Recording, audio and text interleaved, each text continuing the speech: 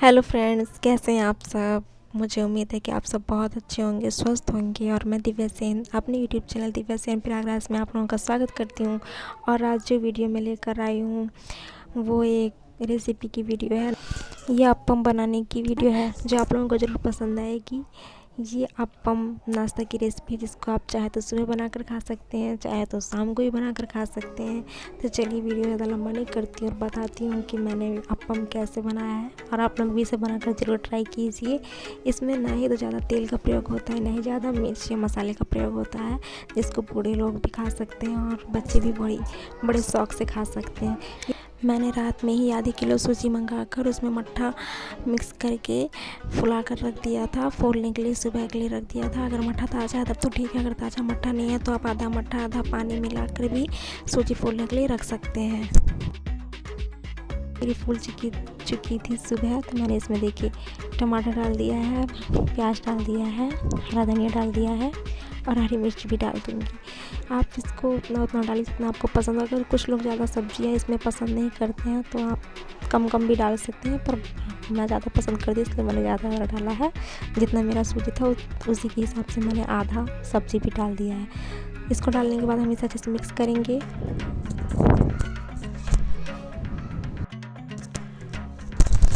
मैंने आधा किलो सूजी लिया था। आधा किलो सूजी में मैंने अपने हिसाब से पानी डालकर भिगा दिया था रात में।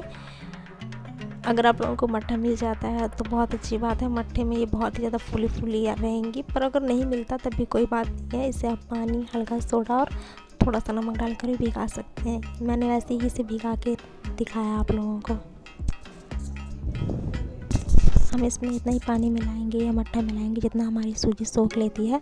सुबह देखिए सब्जियां मिलाने के बाद मेरी सूजी ज़्यादा मोटी थी तो मैंने इसमें हल्का सा पानी और मिला दिया है। हमें इसका पेस्ट इतना रखना है, ज़्यादा मोटा नहीं रखना है, लेकिन हल्का गीला रहे। ज़्यादा गीला भी नहीं रखना है, थिक पेस्ट रखना है, लेकिन ज़्यादा थिक नहीं रखना है कि एकदम ही मोटा रहे। शाम को मैंने इसमें हल्का नमक डाला था, इसलिए मैंने इसमें और भी नमक ऐड कर दिया है। नमक ऐड करने के बाद हम इसे मिला लेंगे। मिलाने के बाद चलिए अब हम इसे बनाना स्टार्ट करते हैं। सबसे पहले हम पैन को, जो इसमें एक्स्ट्रा पानी लगा हुआ, इसे पोंछ लेंगे। पोंछने के बाद गैस ऑन करेंगे और इसे चढ़ा देंगे। चढ़ाने के बाद हम इसमें हल्का रिफाइंड ऑयल डालेंगे।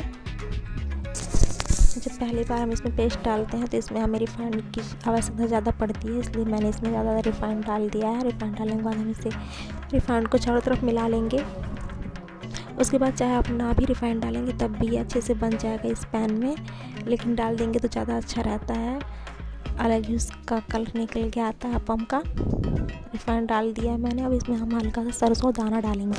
आप इसमें सरसों दाना, करी पत्ता, जीरा सब कुछ डाल सकते हैं, नहीं भी डालते हैं तो चलेगा, ये ऑप्शनल है। और इसे अगर डालना चाहते हैं, अगर बाद में डालना चाहते हैं तो सब appam बना के इसे फ्राई भी कर सकते हैं। अब हम इसमें पेस्ट डालेंगे। हम इतना पेस्ट डालेंगे जो ये appam पैन है, इसके जो ये आकार बने हुए पूरे भर जाएं। इतना पेस्ट हमें डालना है फुल। उसके बाद हम इसे 2 से 3 मिनट तक ढक के रख देंगे।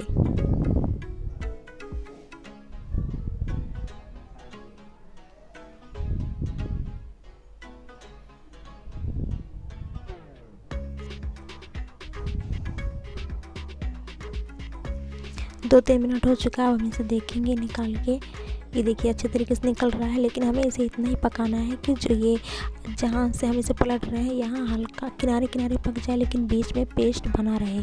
जब पेस्ट बना रहता है तभी हमारा दूसरी तरफ भी गोल आकार आता है। अगर हम पूरा इसे पक जाने देंगे तो वो गोल नहीं रहेगा, चपटा रह जाएगा। इसलिए बीच में ये गीला ही रहने देना है। इस बात का आप ज़रूर ध्यान रखें, तभी आपके appam अच्छे बनेंगे। ये देखिए मैंने सब पलट दिया है। पलटने के बाद इसे फिर से हम 2 से 3 मिनट तक ढक के रख देंगे।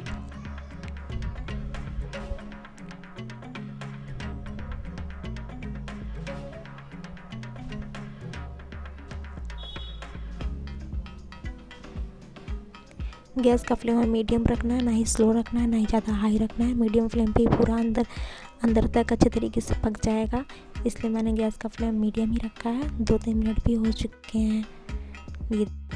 अब हम इसे दोनों तरफ से अलट पलट कर पका लेंगे। हम इसे निकाल लेंगे। निकालने के बाद हम दूसरी बार भी ऐसे ही बनाएंगे। जहाँ जहाँ हमारे नहीं पके उसे भी हम घुमा घुमा के अच्छे तरीके से पका लेंगे। ये सब पक चुके हैं, निकाल लेती हूँ इन्हें अब मैं। दूसरा वाला भी हम इसी तरीके से डालेंगे और इसी तरीके से हम अपने सारे अप्पम बना लेंगे।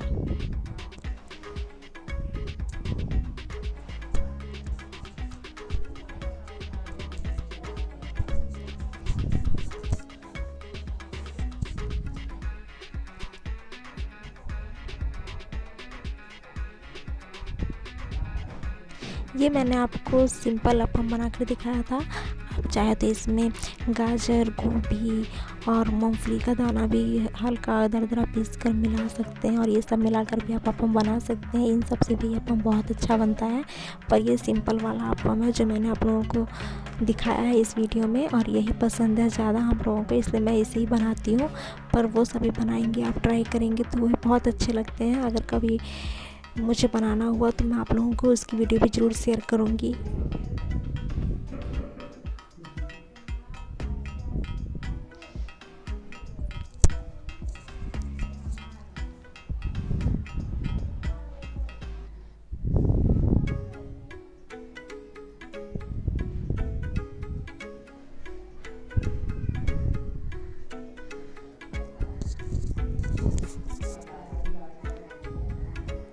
ये वाले भी देखिए मैंने इसी तरीके से पका लिया है, बिल्कुल गोल पक के अच्छे तरीके से तैयार हो गया ये वाला भी अप्पम। इसे भी हम सब तरफ से देख लेंगे कि अच्छे से पका है कि नहीं। देखने के बाद हम इसे को घुमा के हर तरफ से सेक कर निकाल लेंगे। वैसे ज़्यादा घुमाने की ज़रूरत नहीं पड़ती, अपने आप ही ये अच्छे से पक जाता है दोनों तरफ। सारे अप्पम ऐसे ही बना लेंगे। और ये देखिए मैंने सारे अप्पम बना के रख लिया है, और ये कितने बढ़िया बन के तैयार हुए हैं, बिल्कुल सॉफ्ट। तोड़ने पर ये बिल्कुल ब्रेड की तरह मुलायम है, और इसे आप टमाटर की चटनी या किसी भी और चटनी के साथ सर्व कर सकते हैं, खा सकते हैं। सबके साथ ये बहुत अच्छा लगता है।